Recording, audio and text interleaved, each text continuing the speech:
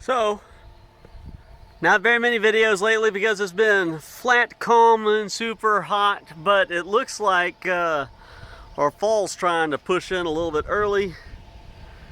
And it's been cool, and the wind has actually blown today. So I thought that I would come out and take a look at what things are doing. I really haven't I've spent like no time in here hardly at all over the last 3 months. It's too hot.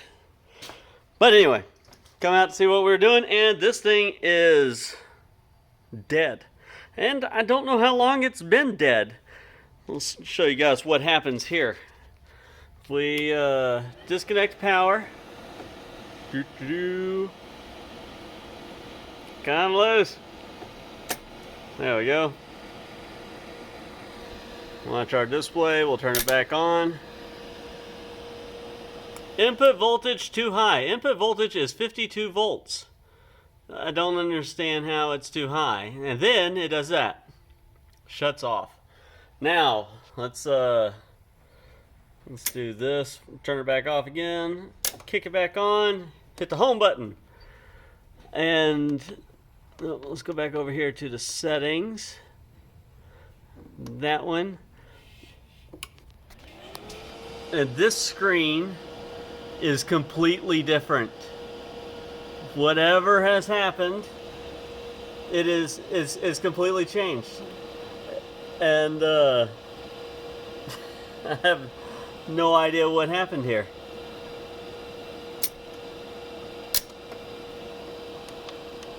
And if I'm doing something, it stays on. But if I leave it still, let's see here. I don't know. How do I limit mode? See, like, this doesn't give me any voltage stuff. So let's go back to grid, energy menu. What's the energy menu? That's this thing. Grid waveform. Like, none of this stuff changes anything. And yeah. So I have no idea what's going on there. Let's try this. Let's disconnect. I gotta put my camera down so you guys can look at the ceiling for a minute.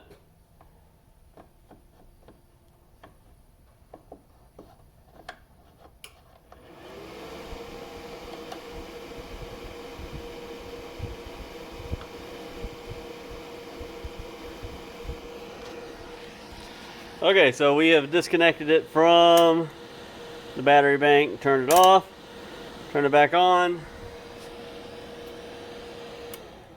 and somehow it still says input voltage is too high. How the hell is it's disconnected. So yeah, this thing is jacked. That's interesting. Unless it's somehow backfeeding through that. No, it can't be. I have no idea what's going on. That's definitely still live. So it's still like trying to grab, but yeah.